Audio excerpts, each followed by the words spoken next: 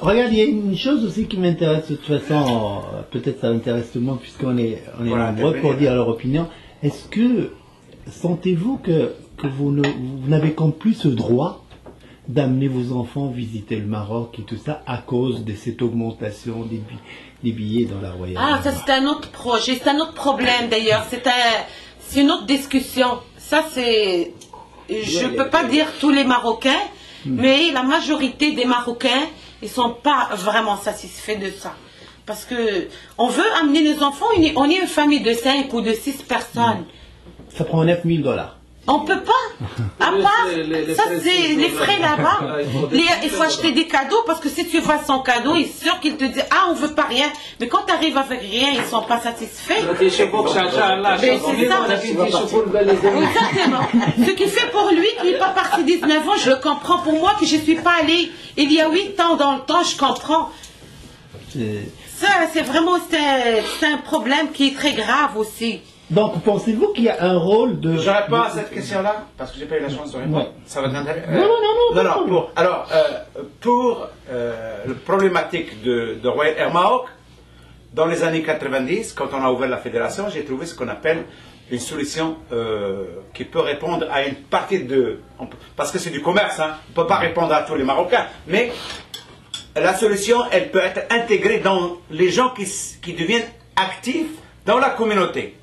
Et il y a des solutions qui sont diplomatiques, qui ne sont pas au point de vue contrat ou au point de vue prix avec la rame.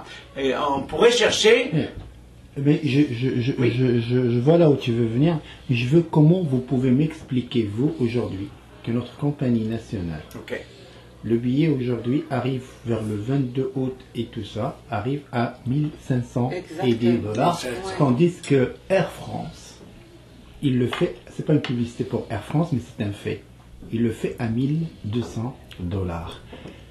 Est-ce que l'État, notre ministère qui veut nous construire soi-disant un centre, il veut investir à 600 000, 700 000, plus les frais d'exploitation, ça arrivera peut-être à 1 200 000 et ça arrive à payer 600 000 $ par année. Est-ce qu'ils ne sont pas préoccupés vraiment par notre bien, de voir donc la communauté, que les enfants essayent de voir le pays et le voir, puisque nous sommes, on ne demande pas de la charité, nous sommes la première rentrée de devises pour le pays. Et quand les Marocains vont là-bas, ils dépensent de l'argent. Exactement. Alors, comment ça se fait qu'il n'y a pas quelqu'un qui va penser à... Est-ce qu'ils ont des règles, est-ce qu'ils ont des règles internationales à respecter? Parce que je sais que dans le domaine de l'aviation, comme dans tout autre domaine commercial, il y a des règles. Moi j'ai dit s'il y a des règles internationales, justement si on parle de règles internationales, ça veut dire que ça impose des normes. Alors si on traverse tous l'Atlantique, Corsair le traverse à 500 $. Parce que la Royal Air Maroc a le droit de donner des billets à 500 $ aux Marocains, puis un mais si Corsair arrive, 1500. Si Corsair arrive, ah non. Mais il y a une chose, c'est que si moi j'achète le billet à 1500, moi je prends seulement l'avion. Pourquoi les Québécois qui sont touristes, ils s'en vont au Maroc pour un billet qui coûte 1500 puis un séjour à l'hôtel? C'est quoi le problème? Moi je vais vous expliquer ça, je vais vous répondre. Ok? La majorité des hôtels qui sont sur le circuit touristique marocain appartiennent à la Royal Air Maroc. Ouais. Ok? Moi, quand j'ai été au Maroc en 89, j'achetais le billet, ça me coûtait 800 $. Oui. Juste le billet pour aller à Montréal, Casa, Montréal.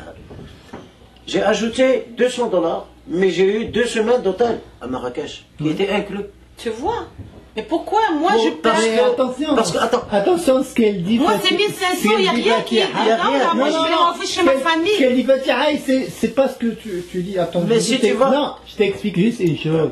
Elle dit qu'elle peut payer un billet en tant que Marocaine, en tant que membre de la communauté. Marocaine, exactement. Elle va le payer plus cher que quelqu'un qui se déclare. Et attention, madame, vous êtes aussi québécoise, attention. Oui, mais moi je parle des Québécois qui sont vrais Québécois de souche, qui sont nés ici.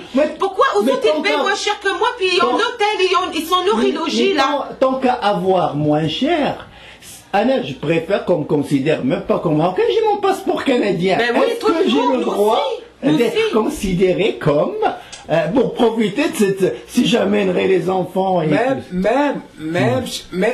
je connais quelqu'un qui est parti avec le voyage organisé de 1700 $, 3 semaines, nourri et logé. C'est ça que je fais. Quand il est arrivé là-bas, ils l'ont pas pris. Parce qu'il est marocain.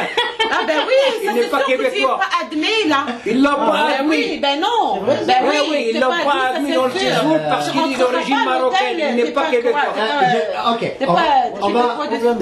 Je veux juste. Non, mais je veux juste pour fermer quand même cette discussion sur ce sujet-là avant de passer à M. Baroque, j'aimerais juste vous dire, ça c'est un conseil, vous savez.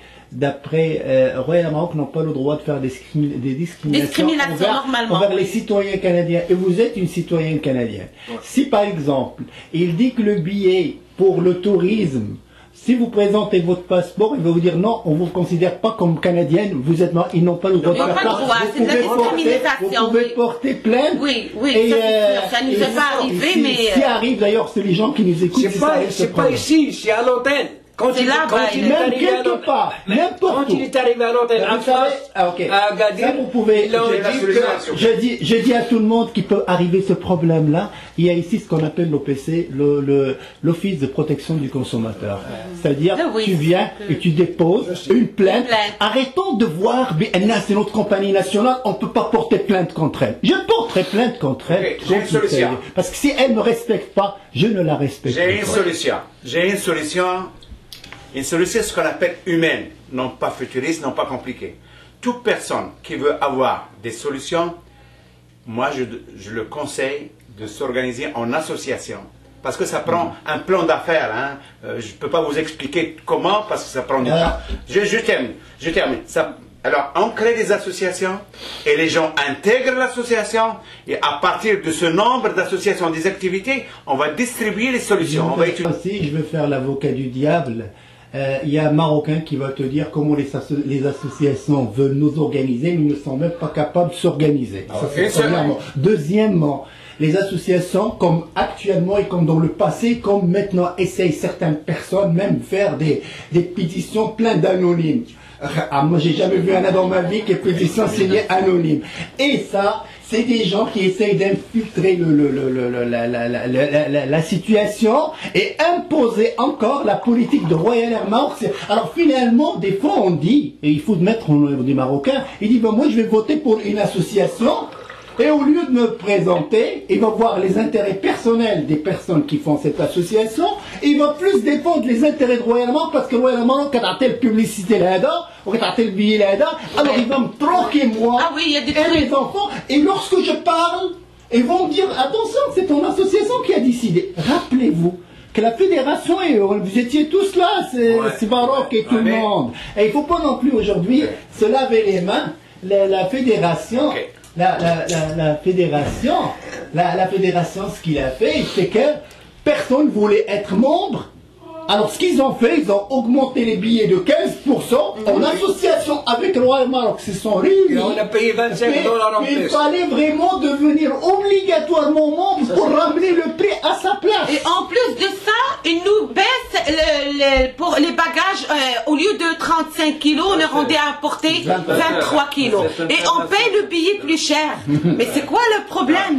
Moi, si je prends le cas de la Royal Air Maroc, donc il y a 20 ans, la communauté était quand même se chiffrait sur les bouts des doigts. Donc nous étions à l'époque, je crois, 15 000, mais actuellement elle dépasse les 100 000.